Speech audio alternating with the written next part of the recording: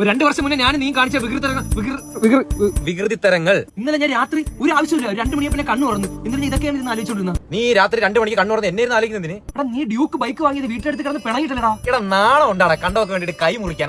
അത് മറന്നിരിക്കല്ലായിരുന്നു അളിയാ. നിനക്ക് എന്ത് കിട്ടി ഇപ്പം? നീ പിന്നെ ബ്ലേഡ് ഇട്ട് കയ്യിൽ കുറെ വര വരഞ്ഞില്ലേ?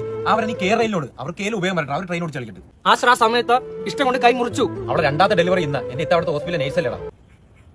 അത് പറഞ്ഞപ്പോഴാ നീ ഇരുത്തിയിട്ട് 3 പേര് എന്റെ സൈഡിൽ കൂടെ നോക്കിയില്ലടാ. അതിനുള്ള ഭവിഷ്യത്ത് ഞാൻ ഇപ്പോഴും അനുഭവിക്കുന്നുണ്ട്. കബി ജോ ബാദൽ ഹാസി ബൻഗെ ഈ പാട്ട് പാടി ഞാൻ ദിവസവും കരയാറുണ്ട്. രാത്രി ഈ പാട്ടൊക്കെ കേട്ട് ഞാൻ കരഞ്ഞലറാറുണ്ട്. ആശിർ സമ്മതിച്ചല്ല, എനിക്ക് അത് മതി.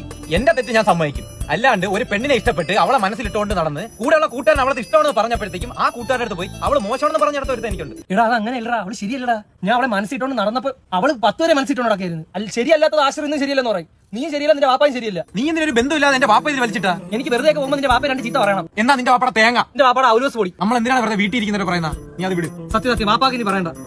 എവിടെ തുടങ്ങി എവിടെയാണ് അവസാനിച്ചത് അല്ലേ? അത്രേ ഉള്ളൂ.